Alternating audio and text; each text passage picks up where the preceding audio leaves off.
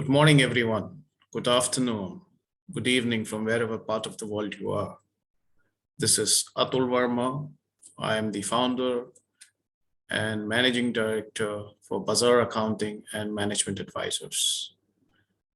We are a company based in Dubai. We provide accounting, tax, payroll, HR services, as well as tax compliance services.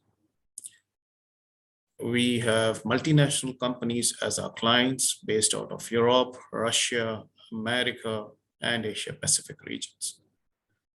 We also are experts in different industries, catering to financial, healthcare, law firms, professional service organizations, IT, etc.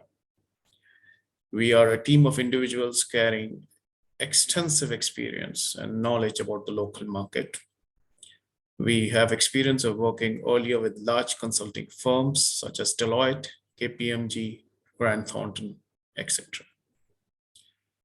We believe in providing proactive services to the businesses to ensure that they focus on their core areas and leave all the back office operations to us, not only in terms of managing it, but also in making sure that they are in compliance towards the local regulations. As you may be aware that UAE is now moving towards more and compliance economy, it's very important that the companies who are based here adhere to the local rules and regulations as well. So today we are going to talk about the introduction of corporate tax in UAE. And this was announced by the Ministry of Finance on 31st of January 2022. And corporate tax would be actually applicable on the business profits, that's on the taxable income. And it would be applicable to all business entities on or after 1st June 2023. There are certain categories of entities who would be exempt, which we will cover in the next few slides. So basically, this is to incorporate the best global practices and minimize compliance burdens on the businesses. However, there is compliance which needs to be followed. Corporate tax also have emphasized that the accounting records of the financial statements have to be prepared as per the international accounting standards. So that means we need to ensure that the books of accounts are catering to any of the international accounting standards, but in UAE, it is more of IFRS. Let me also bring to your attention that the UAE Federal Tax Authority has just issued a publicly communicated document at the moment. The law is not yet been published. However, the information which I am sharing is based on the publicly communicated information available.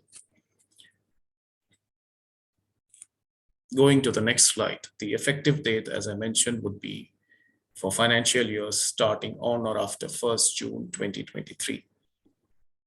So those businesses whose financial years are starting from 1st June 2023, corporate tax would be applicable to them.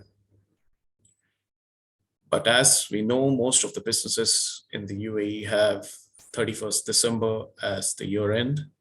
In that case, it would be effective from 1st January 2024. The following slide would give you the information about what would be the first filing date and payment dates applicable based on the tax period and the financial year end for your companies. Say, for example, if it is going to be 30th of June and your first tax period is from 1st July 2023 to 30th June 2024, in that case, the filing and payment deadline would be 31st March 2025. Those businesses which we were speaking about mostly ends on 31st December. It would be 1st Jan 2024, ending 31st Jan 2024. They would have their first filing and payment deadlines by the 30th of September 2025. So it's very important that this particular thing is considered while deciding your financial year, especially for new businesses who are getting incorporated in UAE. And also the existing businesses already who have their financial year should comply with the following based on whatever period do they fall into. Now, the UAE have announced that they would have the minimum tax. So what it mentions is that any taxable income, which is up to 375,000 dirhams, will have no corporate tax, means it is at 0%. But any taxable income over and above 375,000 dirhams, close to $100,000, will be 9%. So if you will have to arrive at what is your taxable income, it is very important that you need to maintain your books of accounts. And again, as per the international accounting standards. For large multinational organization that meets the criteria of Pillar 2 tax model based on OECD base erosion and profit shifting, projects again BEPS 2.0, which was recently been amended and introduced. It's based on the global minimum tax rate, which has been announced. But it based again on the different tax rates, which is again based on the jurisdictions where these large multinational organizations are. There's more to come on this, but yes, for large multinational organization, it would be at different tax rates. Coming to the next subject as to who is the resident for corporate tax.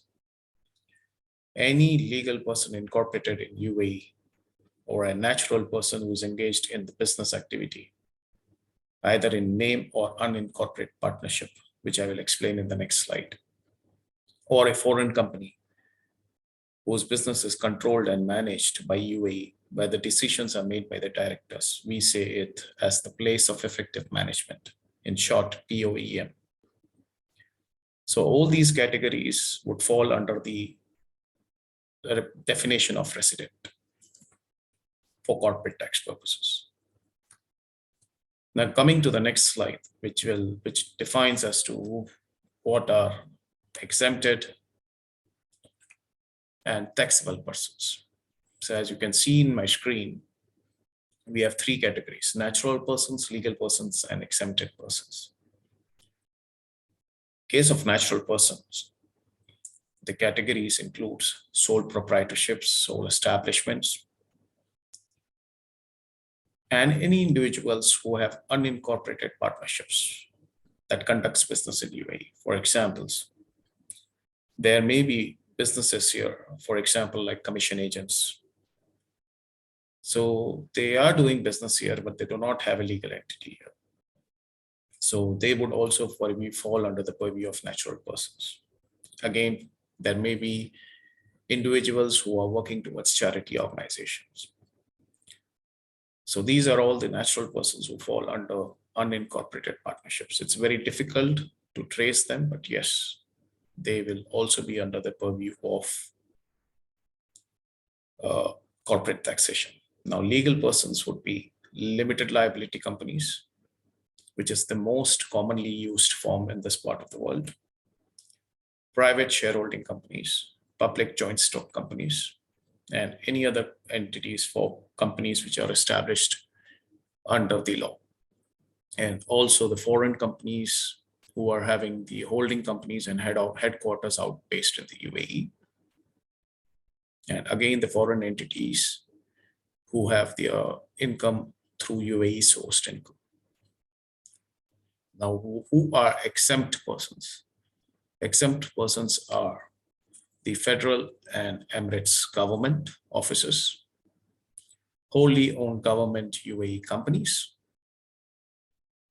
businesses engaged in the extraction and exploitation of UAE natural resources, because they are subject to Emirates level taxation, so they do not fall under the corporate taxation here. Charities and public benefit organizations, public and private social security and retirement pension funds, investment funds, which are subject to meeting such requirements. So let me give you a very nice example here in the UAE. We have very recently a company called DEWA, which is the Electricity and Water Authority, which became a public joint stock company. So they fall under legal persons. Initially, they were exempt persons, but now they are legal persons. So this is an example of a government entity who became a public joint stock company and would fall under as a legal person and then liable for taxation. Now coming to the next slide, which is what is the taxable income? Basically, taxable income is the net profit loss of a UAE business in accordance to the internationally accepted accounting standards like IFRS. So whatever you report through your financials, which is the taxable net profit, which is about 375,000 dirhams, as mentioned in my previous slide, would be the taxable income. Any unrealized gains and losses will be adjusted based on the specific rules, which is yet to come, but those will be adjusted while arriving at the taxable income.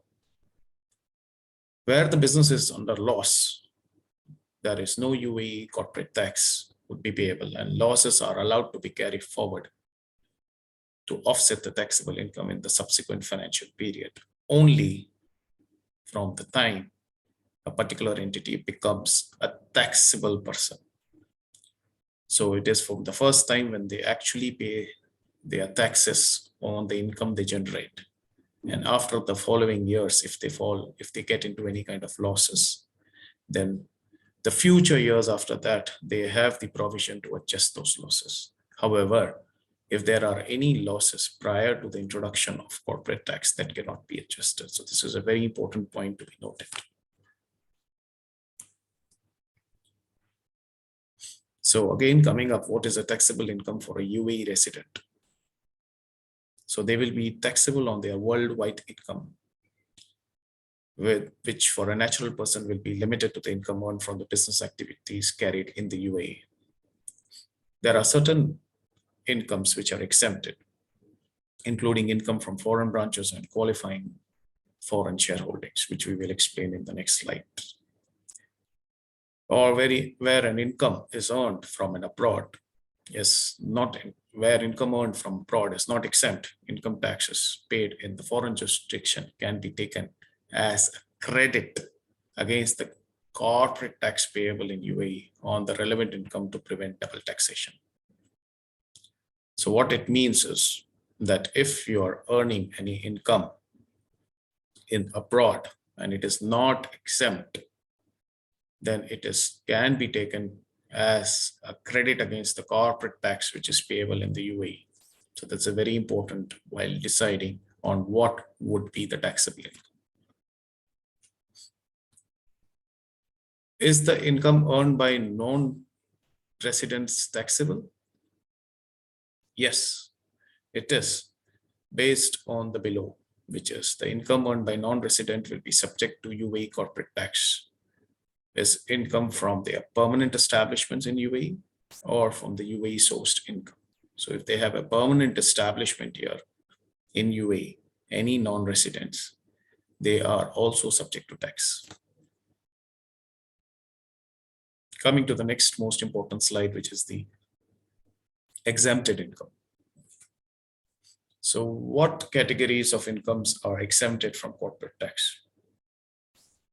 So the guideline so far has mentioned about employment income, which is the salary income, that's exempt from corporate tax.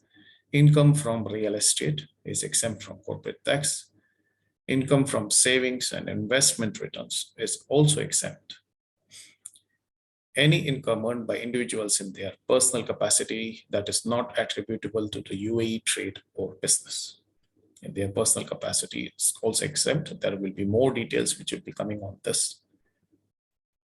Income earned by foreign investors by dividends, capital gains, and other investments. So this is very good, that income earned by foreign investors by way of dividends, capital gains, and other investments is also exempt.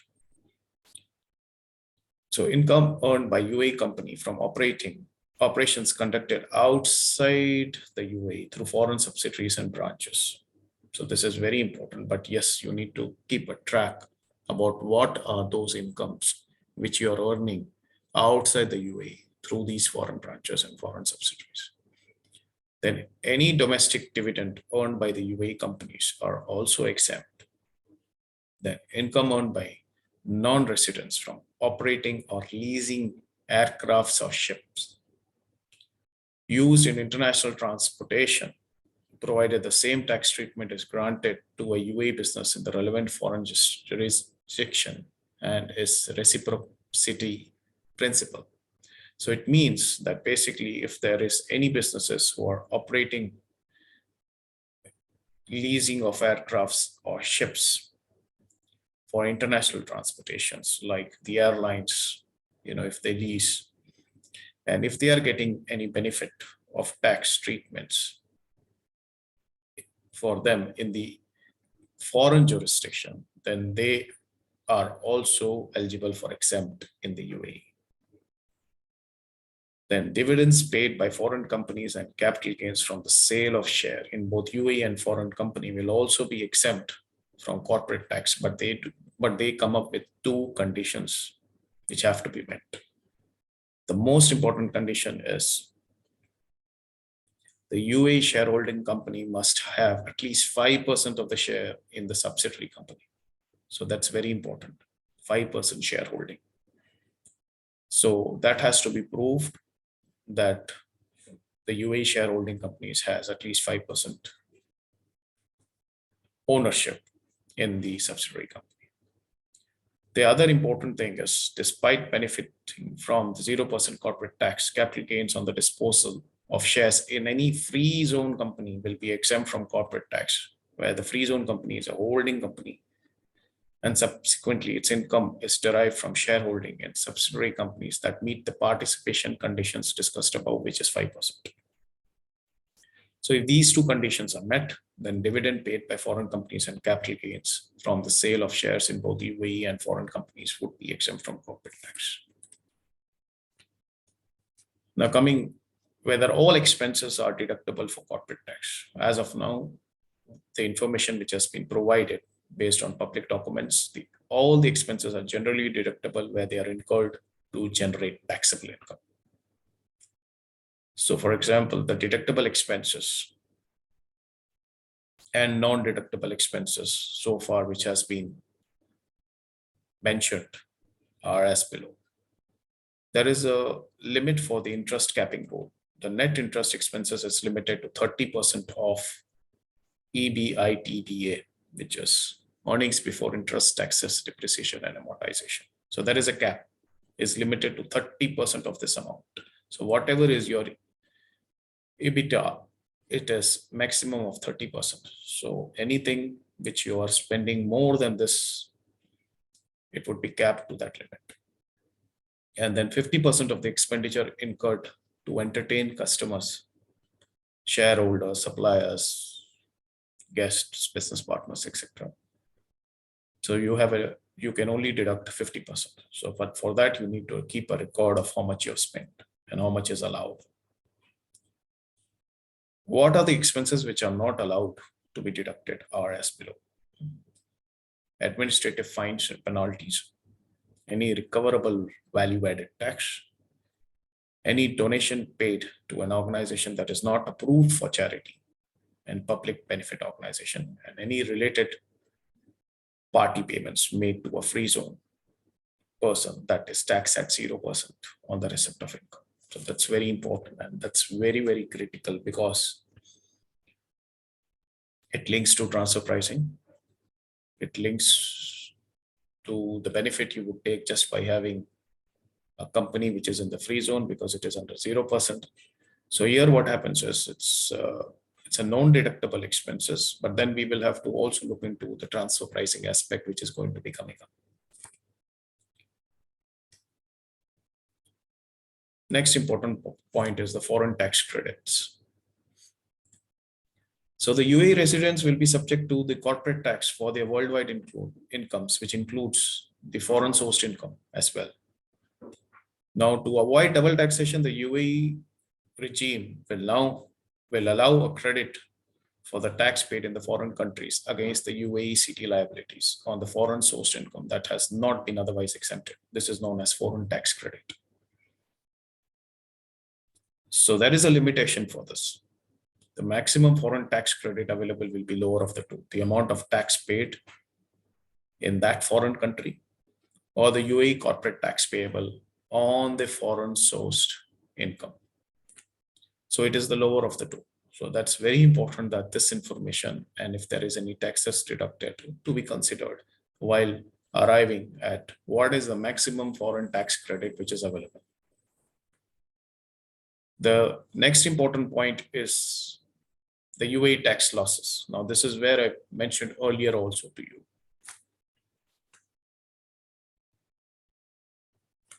The UAE tax losses will be carried forward indefinitely and able to offset against the taxable income for future period, up to a maximum of 75% of the taxable income in each of those future periods. So it is again coming with a limitation of only 75%. No tax losses relief will be available for the following losses. Losses incurred before the effective date of corporate tax, as I told you. Losses incurred before a person becomes a taxpayer for UAE corporate tax purpose. Now, what does this mean is that you have incurred any losses before a person becomes a taxpayer for UAE corporate tax purpose. So that means you need to first become a taxable person, and then if you are going to incur any future losses, then that will be offsetted against the future years of income, again based on 75%. The losses incurred from the activities on assets will generate income that is exempt from corporate tax. Losses incurred by a free zone persons that are not attributable to a permanent establishment in the mainland. So these are the places which the authorities have mentioned that there is no tax relief. Tax group for corporate tax. Condition to form a tax group for corporate tax are as below. A parent company should hold directly or indirectly 95% of the share capital and voting rights of its subsidiary. Neither the parent company nor any of the subsidiary companies can be an exempt person. Neither a parent company nor any of the subsidiary can be a free zone person that benefits from 0% corporate tax. So that's also very important. Those who are benefiting will not form. All the group members must use the same financial year. So that means you cannot have different financial years. A notice signed by the parent company and all subsidiaries should be submitted to the federal tax authorities.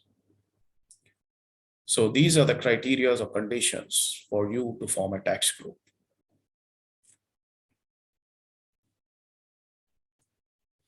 Transfer of losses. UAE city regime can allow a transfer of losses from one group company to another group company with profits, provided certain conditions are met. The details are yet to be published, but they have announced, yes, you can offset in case of a group company.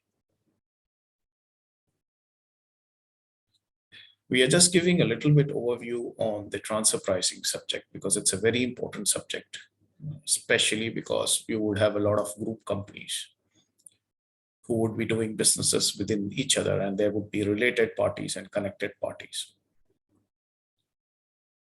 So this is because the transfer pricing rules have been introduced to ensure that the price of a transaction is not influenced by the relationship of the parties involved. As I told you, connected parties or related parties.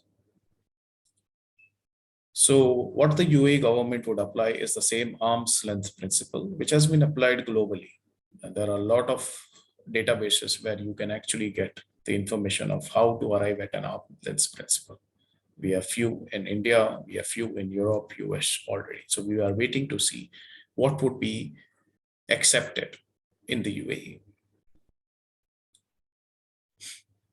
So what are the important points which needs to be considered as all related parties, transactions, and transactions with connected parties will need to be complied with the transfer pricing rules. And again, at an arm's length principle set out at OECD transfer pricing guidelines. So here it's very important that, whenever you are having a business with any related party or connected party, it's important that we document as to on what basis have we arrived at the transfer price. There are a few methods which are been mentioned in the transfer pricing guidelines. But then which of those methods have been adopted by the company, by the industry, and again, referring to the database is very important for you to document the same, so that tomorrow, if there is any transfer pricing audit happening from the inspector, from the federal tax, you have the reasoning as to why did you adopt a particular transfer pricing principle while doing a transaction with your connected party or related party. The second important thing is that it must be consistent with what the results have been, had been these parties were not connected. So this is again coming back to the database or reference where you would be working, where it would mention that what if I would have done the same business with someone outside, what would be the arm's length principle applied, or what would be the transfer pricing, or what would be the price at which I would have done the business, whether buying or selling. So that's very important to prove and to document that yes, you are following it, because this would have been the price outside if I would have done a business with somebody who's not related. And as I mentioned you, there is one of that you need to apply one of the set number of internationally recognized transfer pricing methods, which the businesses must demonstrate specific methods to determine at the arm's length results. Now, who are related parties for the purpose of transfer pricing? Two or more individuals related to fourth degree of kinship, which is by birth, marriage, adoption, or guardianship. So it's not only limited to 2 degrees, it is 4 degrees. So it's like,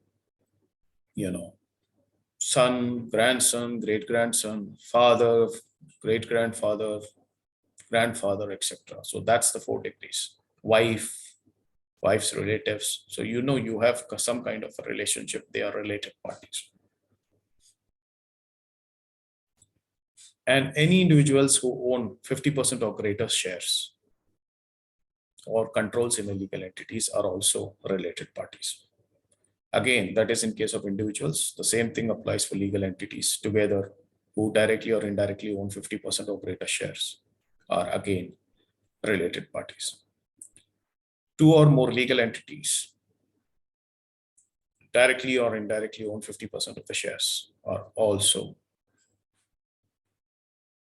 related parties. A taxpayer and its branch or permanent establishment, partners in same unincorporated partnership, exempt and non-exempt activities of the same person. So all these points would define, first of all, who is a related party. Because that would only trigger the transfer pricing. Now coming to the next point, who are connected party? Who has ownership interest or controls the taxable person? A director or an officer, a senior level executive is a taxable person. Then again, an individual who is related to the owner, director or officer to a taxable person to a 4th degree of kingship or affiliation included either by birth, marriage, adoption, guardianship is also a connected party. Where a taxable person is a partner in an unincorporated partnership, or any other partner in the same partnership is also a connected person. So maybe there is a company where I have the controls, but the entity in the partnership where I am not legally a shareholder, but I have the full control is also an unincorporated partnership through which I've been working. So I can influence. So that's again a connected person. And any of the above for a related party in any of the above scenarios would be a connected person. So it's very important that while you are drafting your documentation for transfer pricing, that you consider all these points very carefully, because the businesses will be required to disclose certain information relating to transactions or where there are related parties or connected parties involved. And that's why documentation, applying what principles, the methods adopted, is very important to be recorded and kept. So business is required to maintain a master and local file with the format which is consistent and which has been mentioned under the OECD BEPS Action 13, where the arm's length value of the related party transaction exceeds a certain threshold in a relevant tax period. So documentation is a very critical thing in any transfer pricing or any related party or connected party transactions, so that tomorrow you do not get into any kind of problems. You have a justification. So the documentation has to be kept. Coming to the next slide, withholding tax. So in the UAE, the withholding tax will be applicable on domestic and cross-border payments, but it is 0%. List of income which are subject to 0% withholding tax are UAE sourced income earned by a foreign company that is not attributable to a permanent establishment in UAE of that foreign company. Mainland UAE sourced income earned by a free zone person that benefits from the 0% corporate tax regime unless the income is attributable to the mainland branch of that free zone person. And any dividends or profit distribution made by the free zone person that benefits from 0% corporate tax regime to a mainland UAE shareholder in a free zone company. Although withholding has been proposed, there is no requirement to file withholding tax. So at the moment, there is no withholding tax returns to be filed.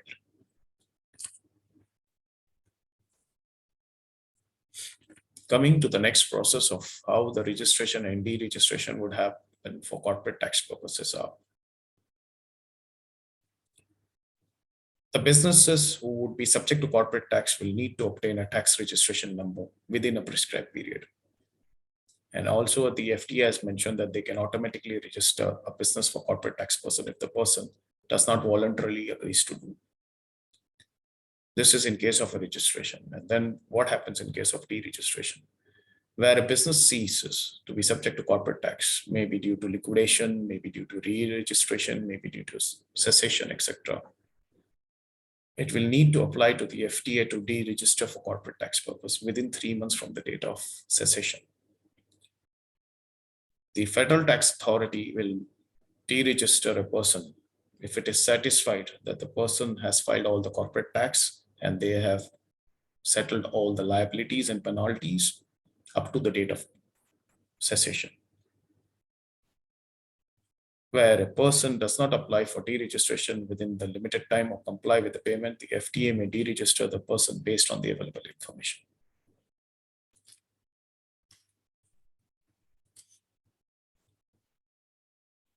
With regard to the returns, with regard to the payments and any refunds, there's only one tax returns per financial year, one tax return per tax period. And it should be submitted within 9 months from the end of the financial year. As I mentioned in the example in few other slides, the earlier slides where you saw the table where we have mentioned that you have 9 months time period to submit and also to make payments. Tax due should be made within 9 months from the end of the financial year. So both the returns and the payments have to be done within the 9 months. The tax refund can also be applied through the FTA portals. There is no need for any provisional tax returns filing as of now and no advance tax to be paid. So it is only once after the year end has been done. Ensure that your books of accounts are maintained properly. Again, as per the international accounting standards, IFRS, because they would not accept any other methods. Get an audit done. And based on that, whatever is your taxable income, the corporate tax is computed.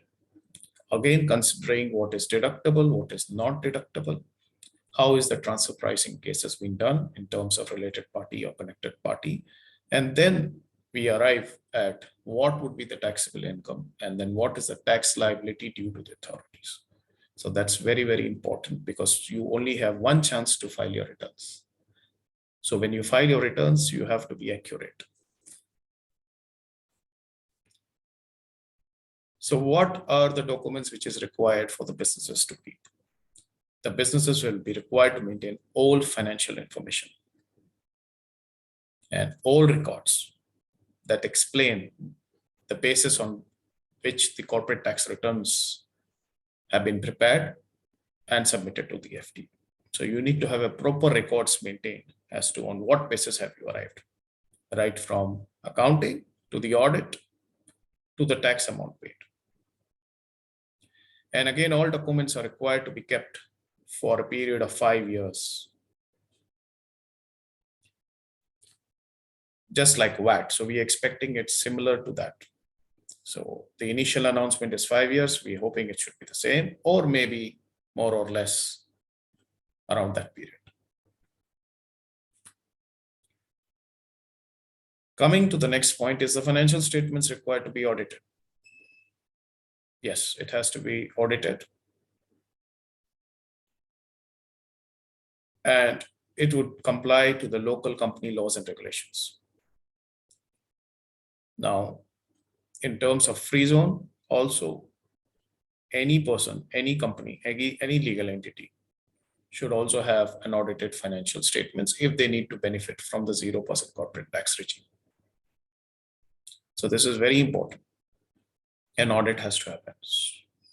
So it's very important and very critical for businesses to ensure that they get into more compliance, they keep their records properly through proper financial accountants, qualified accountants, and then ensure that the same are getting audited, because this is very important point which the authorities have mentioned, especially for free zones. If you want to take the benefit, ensure that your books of accounts are really kept properly. Transitional rules. Now, the good thing is they've relaxed. Businesses are not required to reinstate their balance sheet upon entering into the corporate tax regime. A taxable person's opening balance sheet for corporate tax purpose would generally be their closing balance sheet of the financial reporting period for the period that ends immediately before the first tax period begins. So this is how it would be. So those businesses who are currently not having any books of accounts because of the relaxed tax procedure so far in UAE, I would recommend to maintain them so that you have the right opening balances captured. The next slide is, what is a free zone person to whom 0% corporate tax would be applicable, or who can take the benefit of it? Income earned from transactions with businesses located outside of the UAE. Income earned from trading with businesses located in same or any other free zones. So if a company is doing only business outside UAE or doing business within the same free zone, can take the benefit of 0% corporate tax, or income earned through certain regulated financial services directed at the foreign markets. A free zone person that has a branch in the mainland UAE will be taxed at a regular corporate tax rate on its mainland sourced income while continuing to benefit from 0% corporate tax on its other income.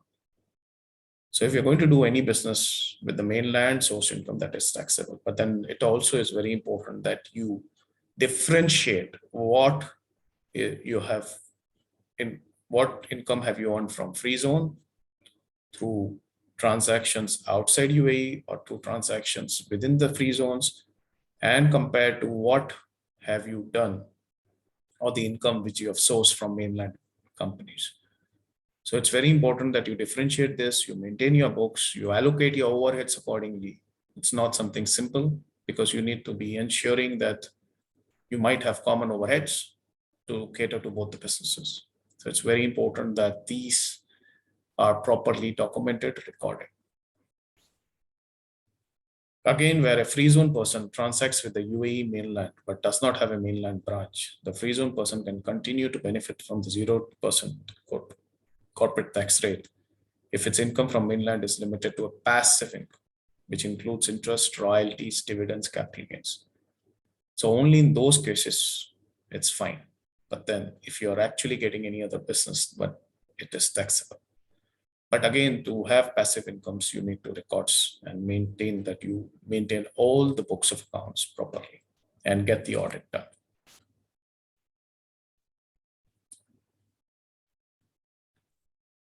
For any questions or any inquiries you have, you can write us directly.